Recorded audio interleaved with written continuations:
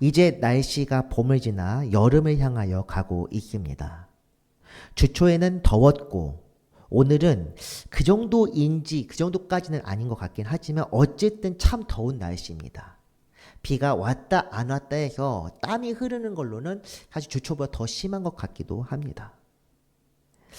지금 이 정도인 걸 보면 한여름에는 어떻게 잘 보낼 수 있을지 걱정도 되지만 매년 그랬던 것처럼 이것 또한 지나갈 것을 믿으며 하루하루 살아야 할 것 같습니다. 성도 여러분들도 계절이 변하는 중에 건강 잘 챙기시고 말씀과 기도로 영적인 건강을 더욱 챙기시길 바랍니다. 2주 만에 전도서 말씀으로 다시 찾아왔습니다. 원래 계획은 지난주 예배를 드리고 이번 주에는 웨슬리 형의 대표기도 있고 하다 보니 준비하면서 천천히 그냥 자율로 기도하고 가자 그렇게 생각했었습니다. 하지만 사람이 계획을 세워도 이루시는 것은 하나님 아니겠습니까? 사람이 계획하는 것들, 사람이 생각하는 것들이 결국엔 다 헛되다는 것을 여기서도 한 번 또 확인합니다. 어쨌든 그래서 오늘 웨슬리 형의 참석 준비를 마치고 지금 기도문도 가방에 들어 있습니다. 여기 수요 예배를 집례하고 있습니다. 일정이 빡빡하기는 하지만 지난주 신 덕분에 건강이 좀 회복되어 괜찮습니다. 우리 교회 기도회 같은 경우는 온라인으로 하는 터라 이동으로 시간을 사용하지는 않습니다. 오늘 이게 수요 예배 드릴 때나 월상 예배 드릴 때만 교회에 와서 예배를 집례합니다. 하지만 준비할 때만큼은 그냥 일반 기도회를 할 때보다 노고가 조금 더 많이 들어갑니다. 제가 전도사 시절에 새벽 기도를 가끔씩 집례할 때가 있었기 때문에 그때와 지금을 비교하면 지금이 훨씬 더 시간과 공력과 이런 것들이 많이 들어갑니다. 전도사 시절 현장에서 할 때는 본문만 정해놓고 현장에 주시는 은혜대로 합니다. 그게 핵입니다. 실제로 이게 이 주중기도회라고 하는 형태 그 이전에 그냥 처음 교회 세웠을 때 기도를 할 때만 해도 그냥 현장에 나오는 말대로 여러분들께 이렇게 증거했었습니다. 하지만 지금의 주중기도회는 온라인으로 진행하는 것이라 모든 것을 철저히 준비합니다. 누구라도 갑자기 알고리즘을 타고 들어올 경우를 대비하여 주제에 따른 기도 제목도 찬송도 묵상 말씀도 미리 한 달 전에 준비를 해놓습니다. 그래서 교인 게시판에 올라오는 것이 바로 그것입니다. 방송 체크, 그 주중에 이제 필요한 콘티도 만들어 놓고 방송 체크도 미리 해보고 미리 리허설 같은 것도 해보고 지금 방송의 음향, 마이크 이 상태가 어떻게 되는지 미리 확인해보고 보통 이거 준비하는 순수하게 이 방송을 준비하는 것만도 30분, 40분 정도는 걸립니다. 그것 말고도 사실 할 것은 굉장히 많지만 어쨌든 온라인으로 기도한 이 온라인 기도회를 하기 위해서 저는 온라인과 오프라인으로 매우 바쁘게 살고 있습니다. 하지만 물론 그런 것이 있습니다. 온라인으로 기도회를 할 때 저도 이렇게 앉아 집례하면서 기도를 하지만 이 예배당에 나와서 기도하는 것과 집에서 컴퓨터 앞에 책상 옆에 앉아서 기도회 준비하는 것 그 기도하는 것만큼은 똑같은 마음인지 솔직히 잘 모르겠습니다. 어찌 보면 부작용일 수는 있습니다. 나태해지기 쉽다. 익숙한 곳에서 갑자기 기도를 한다는 것이 쉬운 일은 아닙니다. 그렇기에 이렇게 말씀드리는 것은 저도 자리에 일어나서 기도할 때는 저희 이제 그 어떤 필요한 마이크나 헤드셋 같은 것을 벗고 걸어다니고 돌아다니면서 이렇게 기도회를 하기도 합니다. 음악만 틀어놓고 말입니다. 그런 것처럼 나태해지지 말고 기도 제목도 미리 읽어보고 주보에 다 나와 있습니다. 찬송도 따라 부르면서 홈페이지 교인 게시판에 찬송들이 다 나와 있습니다. 그리고 현장에서도 찬송도 따라 부르고 기도 음악 듣고 자거나 혹은 그냥 묵상한다고 조용히 있는 것이 아니라 같이 소리내어서 기도해 보시길 바랍니다. 오늘 예배도 온라인으로 드리시는 분들은 꼭 기억하시고 말씀 중이나 찬송 기도 중에 은혜 풍성하기를 바랍니다. 2주 전 지난 전도서 말씀에서 우리는 영원과 순간이란 제목으로 3장 9절부터 15절까지의 말씀을 읽었습니다. 이 내용에서 인간이란 존재가 시간을 넘어서지 못한다는 것과 그 제약 안에 살고 있다는 것을 우리는 확인했습니다. 시간이란 온전히 하나님의 영역이며 그분이 이 세상에 역사하시는 권한이요 방식입니다. 인간은 하나님의 영역 곧 영원을 사모하지만 하나님께서 베푸시는 각각의 때까지는 알 수 없습니다. 이에 관한 말씀이 3장 11절에 기록되어 있는데 하나님의 모든 것을 지으시되 때를 따라 아름답게 하셨고 또 사람들에게는 영원을 사모하는 마음을 주셨느니라. 그러나 하나님이 하시는 일의 시종을 사람으로 측량할 수 없게 하셨도다. 이렇게 되어 있습니다. 영원이라는 것, 하나님의 영역입니다. 죄로 인하여 낙원에서 추방된 인간은 이 하나님께서 계신 곳에 사모하며 그것을 바라게 됩니다. 옛적 고향 땅을 그린 것과 같습니다. 그렇지만 인간은 그 영역에 도달할 수는 없습니다. 인간의 한계요, 이 세상의 한계이며 죄의 한계이기도 합니다. 그럼에도 하나님께서는 그분의 섭리를 세상에 보이셔서 인간으로 하나님을 찾게 하셨습니다. 더듬어 찾더라도 찾게 하셨습니다. 이것이 바로 하나님의 은혜요, 우리에게 베푸신 사랑입니다. 우리는 이 자연 만물을 통하여 또한 그분이 계시한 것을 통하여 하나님의 섭리를 깨달아 알고 그분 앞에 겸손히 무릎 꿇어야 합니다. 하나님께서 행하시는 모든 것은 영원히 있을 것이라. 그 위에 더할 수도 없고 그것에 덜할 수도 없나니 하나님이 이같이 행하심은 사람들이 그의 앞에서 경외하게 하려 하심인 줄을 내가 알았도다. 전도자가 세상의 것들을 보고 행하면서 모든 것이 헛된 것임을 깨달은 것은 당연한 이치입니다. 헛되다는 것은 무엇입니까? 내가 하는 것이 별 의미가 없다는 뜻인데 시간이라는 것을 인간이 어찌할 수 없고 이 세상을 바꿀 수 없기 때문에 내가 하는 일이 헛되다는 것입니다. 열심히 해도 결국에는 의미 없다, 사라져버릴 것이니까. 그렇기에 인간은 자신의 삶이 이 세상을 바꿀 수 없는 것임을 깨닫고 하나님 앞에 경외하며 순종해야 합니다. 하나님께로 나아가는 것, 이것이 인간이 마땅히 해야 할 옳은 일입니다. 그런데 세상은 하나님을 알지 못하는 사람들로 가득합니다. 전도자 본인도 연구하고 고민하여 얻게 된 것들이 허무한 것들밖에 없는데 그런 지혜조차 없는 사람들은 어떻게 살아가겠습니까? 영혼에 대하여 고민하지 않는 사람들, 거룩하신 하나님을 모르고 앞날을 더듬어 그냥 될 대로 살아가는 사람들, 그런 사람들이 살아가는 이 세상이 바로 우리가 살고 있는 세상입니다. 전도자는 그런 세상을 바라보며 한탄합니다. 하나님을 알지 못하고 경외하지도 않는 이들이 가득한 세상, 그런 이들이 다스리는 세상이 어떤 것인지 본문 16절 보겠습니다. 내가 또 해 아래에서 보건대 재판하는 곳 거기에도 악이 있고 정의를 행하는 곳 거기에도 악이 있도다. 재판하는 곳 그리고 정의를 행하는 곳은 무엇입니까? 재판, 오늘 우리 사법부입니다. 재판하는 곳이라는 것은 옳은 것과 그른 것, C와 B를 가려서 판결하는 곳입니다. 그런데 그곳에 있는 사람들이 그릇된 판결을 합니다. 왜 그렇습니까? 뇌물을 받고 그릇된 판결을 하거나 정치적인 이유로 잘못된 판결을 하는 경우 오늘날에도 많이 봅니다.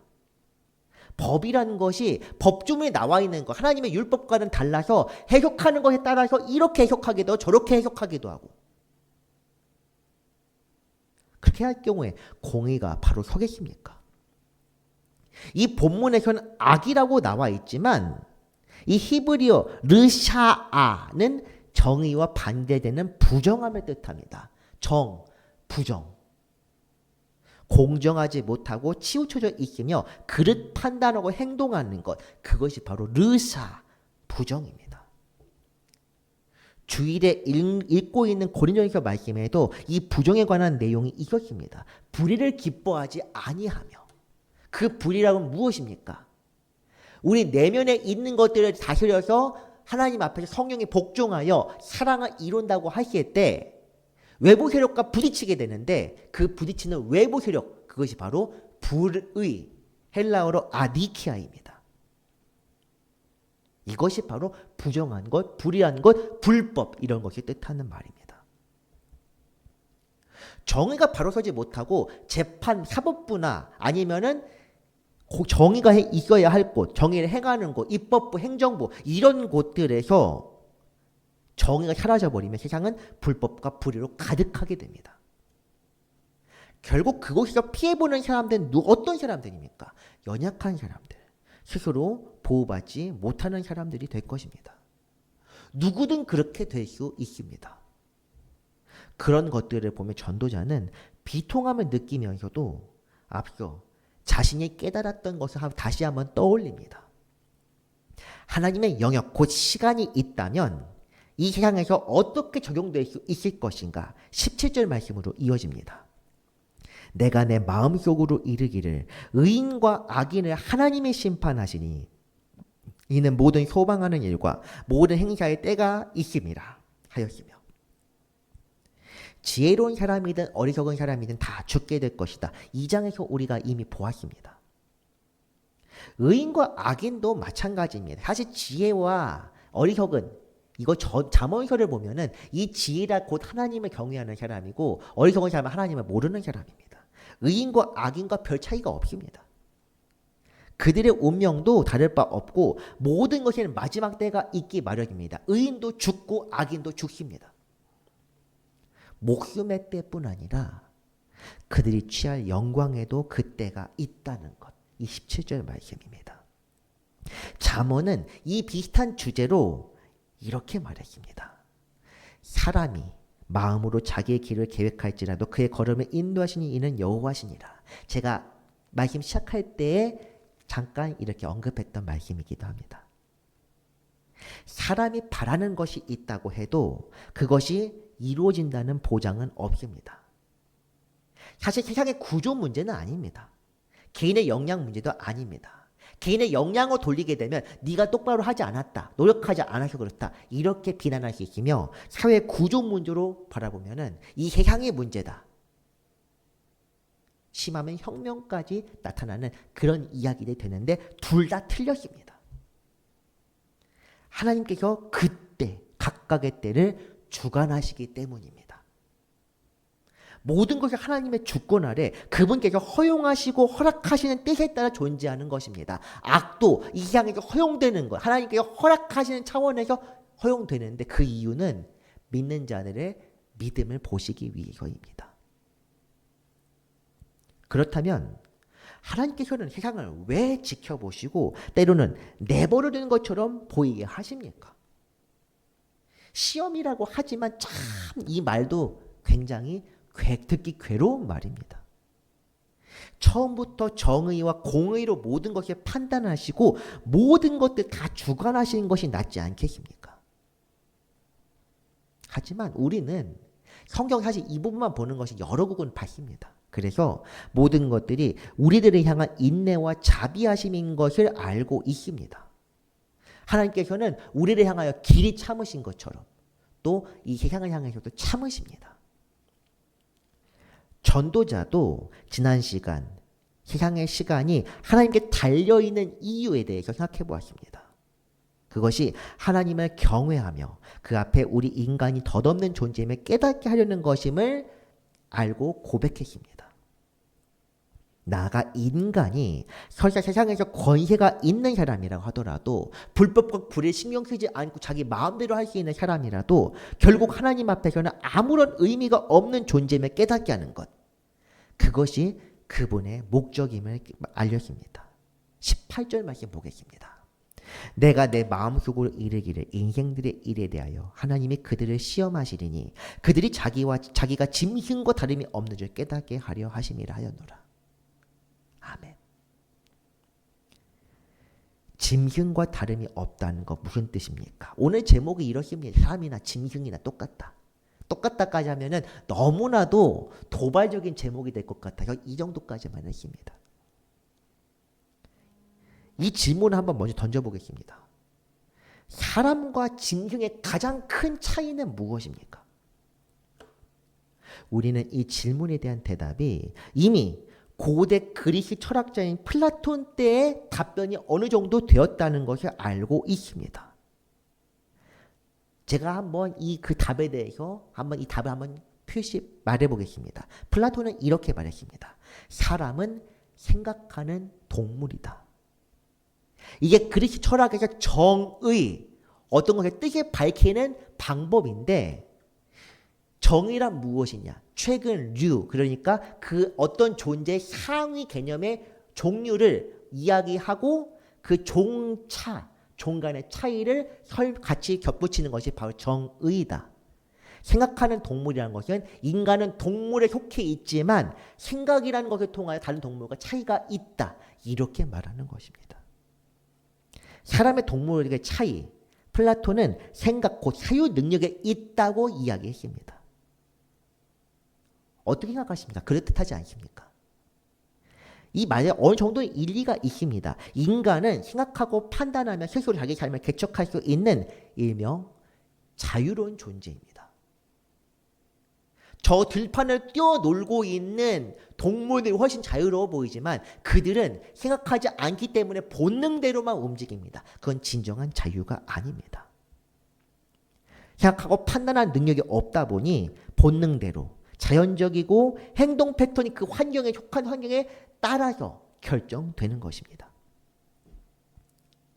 그런데 오늘 말씀에 사람이나 짐승은 똑같다, 다를 바 없다고 언급합니다. 왜 그렇습니까?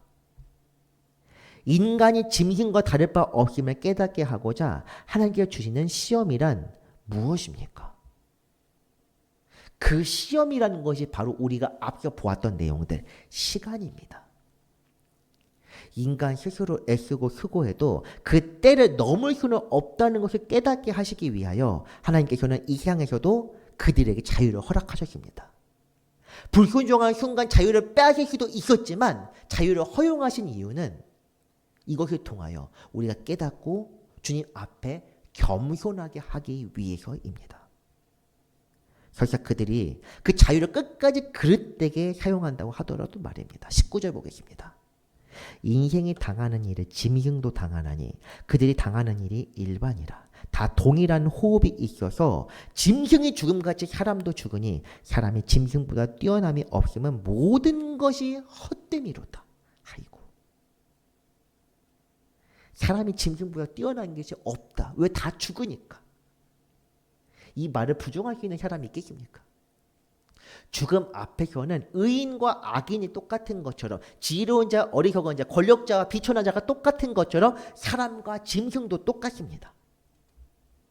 인간이 자기 삶을 개척하고 애쓰고 수고하며 무엇인가를 이룬 것처럼 보여도 시간 자체를 바꿀 수는 없습니다. 죽으면 결국엔 다 흙으로 돌아가게 되어 있습니다. 그런 점에서 인간이든 짐승이든 시간의 한계 앞에 놓인 것은 똑같습니다. 가장 위대한 권력자도 비천한 자, 짐승, 미물가요, 그 결과는 똑같습니다. 다 흙으로 말미암았으므로 다 흙으로 돌아가나니 다 한 곳으로 가거니와, 이렇게 되어 있습니다. 모든 생명체의 운명은 똑같습니다. 탄생과 죽음, 이것만큼은 세상 그 누구도 바꿀 수가 없습니다.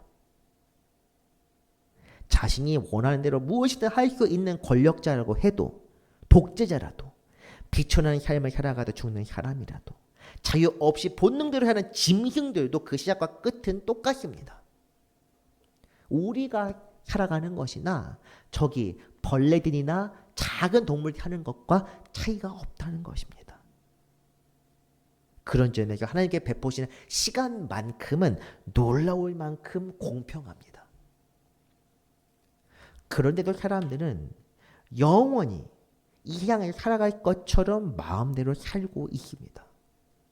장래일을 알지 못하고 지혜가 없어서 하나님을 깨닫지 못하기 때문입니다. 하나님을 두려워하며 언젠가 공의의 두려운 심판을 생각하는 이들은 세상에서 자기 마음대로 살지 않습니다. 아니, 살지 못합니다. 그런 점에서 잠언과 전도서 두 지혜서에서는 하나님을 경외하지 않는 사람들을 바로 어리석다, 이렇게 부릅니다. 오늘 우리들의 삶을 생각해 봅시다. 하나님을 두려워하며 장래에 임하게 될 심판을 생각하며 살고 있습니까?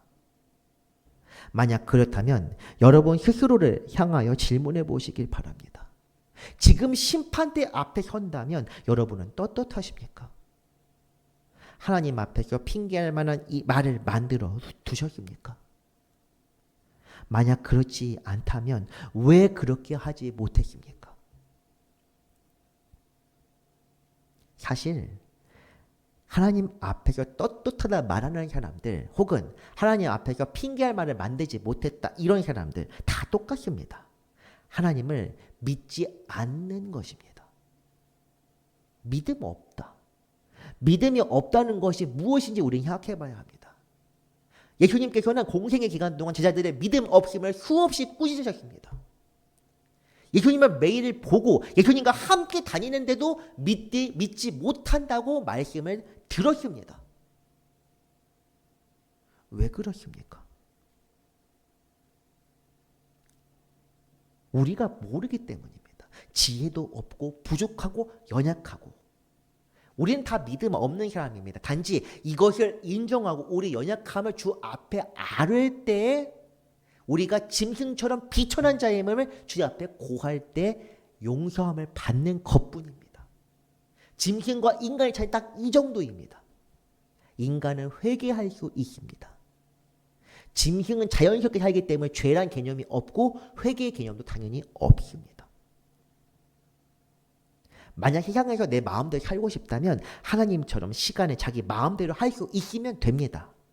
하지만 그럴 수 있는 존재가 없기 때문에 마귀와 귀신들도 그렇게 하지 못하기 때문에 모든 존재는 하나님 앞에서 무릎 꿇을 수밖에 없습니다. 그분이 역사하시면 다들 숨죽여 엎드릴 수밖에 없습니다.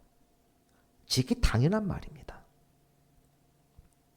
여기서 전도자는 짐승과 인간의 차이점 하나를 말합니다. 그리스 철학이 나왔을 때보다 훨씬 더 이전 개념입니다. 영생에 대한 개념도 나오기 전인데 있었던 말 21절 한번 보겠습니다. 인생들의 혼은 위로 올라가고 짐승의 혼은 아래 곧 땅으로 내려가는 줄 누가 알랴. 인생들의 혼은 위로 올라간다. 짐승이나 인간이나 혼 자체는 있습니다. 그러나 사람은 영이 있어서 하나님과 교통할 수 있지만 짐승에게는 감정의 영역 곧 혼만 존재하고 있습니다. 그렇게 짐승에게는 구원이라는 개념이 없습니다.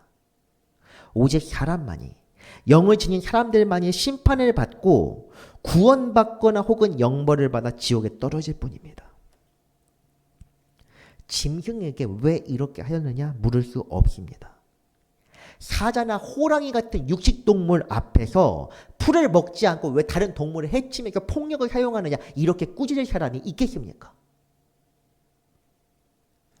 지극히 당연하고 본능적이기 때문에 이런 말하는 것 자체가 아무런 가치 없는 말입니다.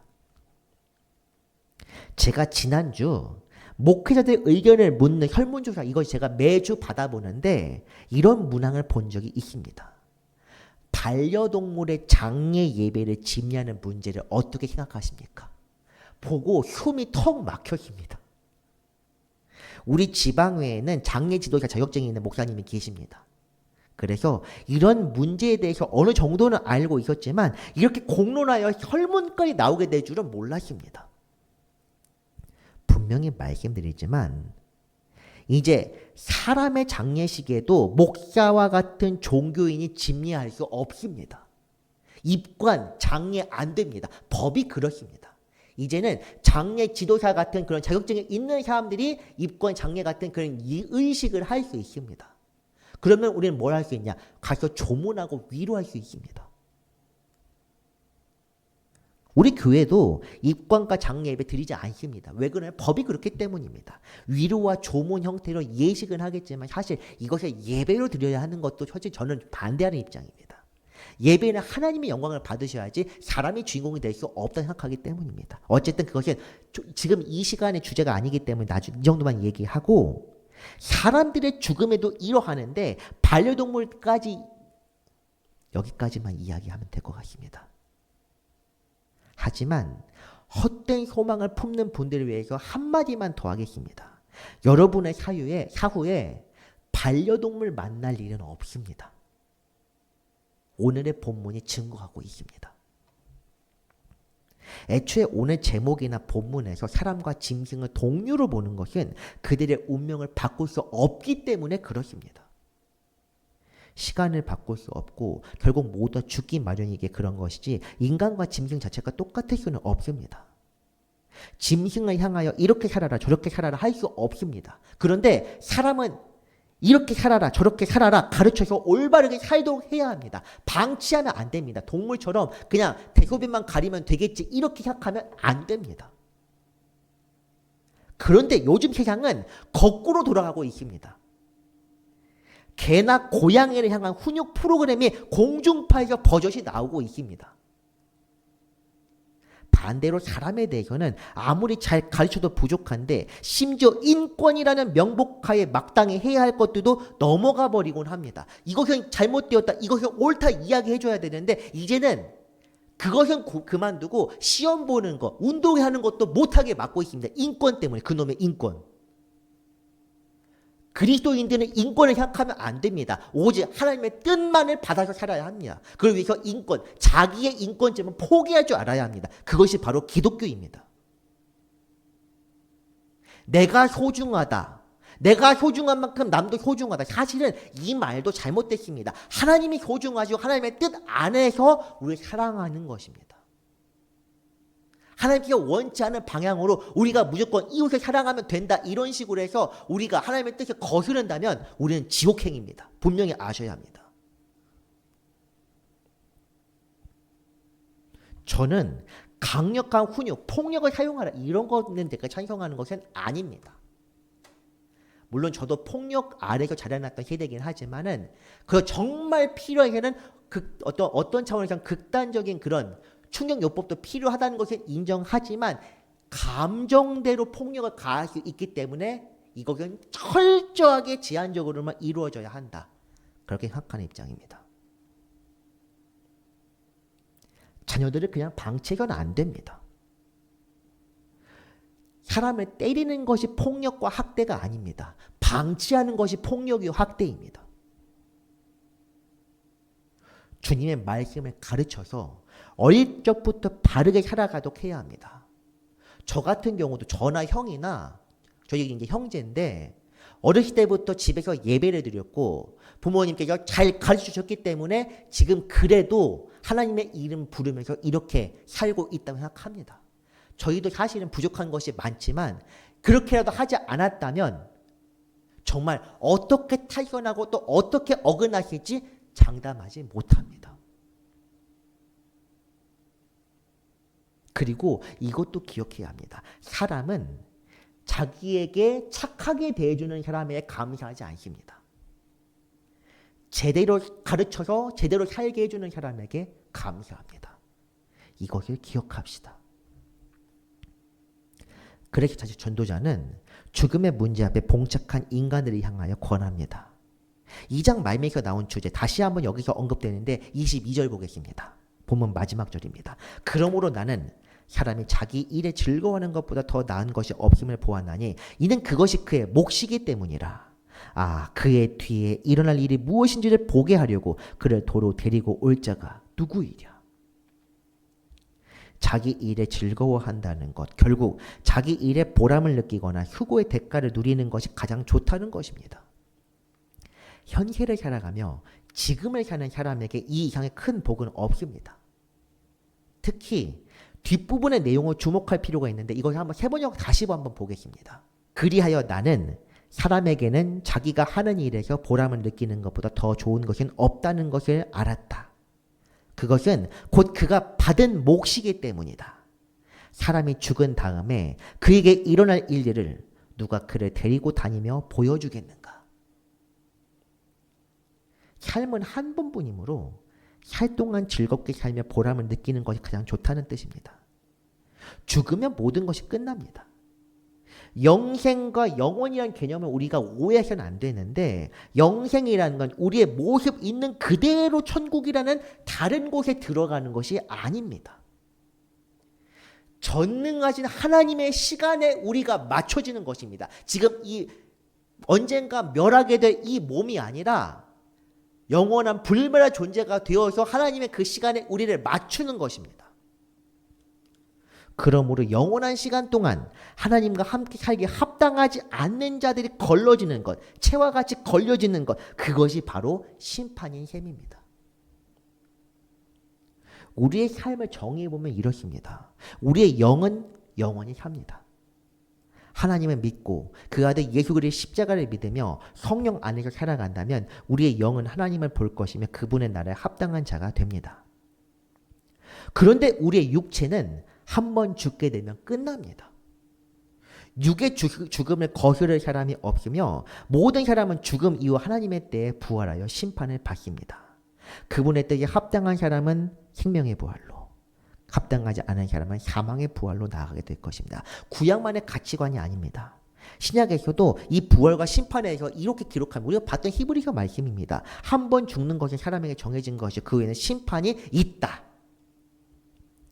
사람에게 정해진 것은 명확합니다. 죽는 것, 사망입니다. 우리는 육체의 사망 이후 심판을 받습니다. 죽지 않고 옮겨지는 것은 우리의 영혼입니다. 하나님께서 마지막 때를 정하셔서 그때가 이를 때까지 죽지 않는 사람이 있을지도 모르겠습니다만 그것은 어쨌든 하나님의 뜻이지 우리가 원한다고 되는 것이 아닙니다. 이 말씀도 보겠습니다. 이를 놀랍게 여기지 말라. 무덤 속에 있는 자가 다 그의 음성을 들을 때가 오나니 선한 일을 행한 자는 생명의 부활로, 악한 일을 행한 자는 심판의 부활로 나오리라. 아멘.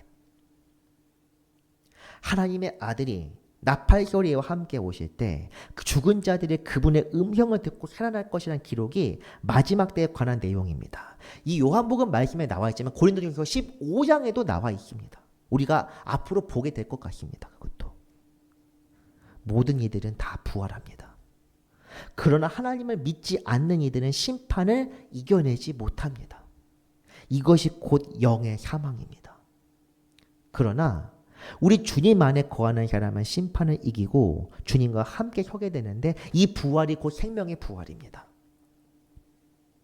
물론 이 생명의 부활과 사망의 부활 역시 기록상으로만 남아있기에 우리가 믿을 뿐입니다. 오늘 본문처럼 전도서 22절 말씀처럼 사망 이후 일어난 일을 보게 하기 위하여 죽으면서 부활한다는 법칙은 없습니다.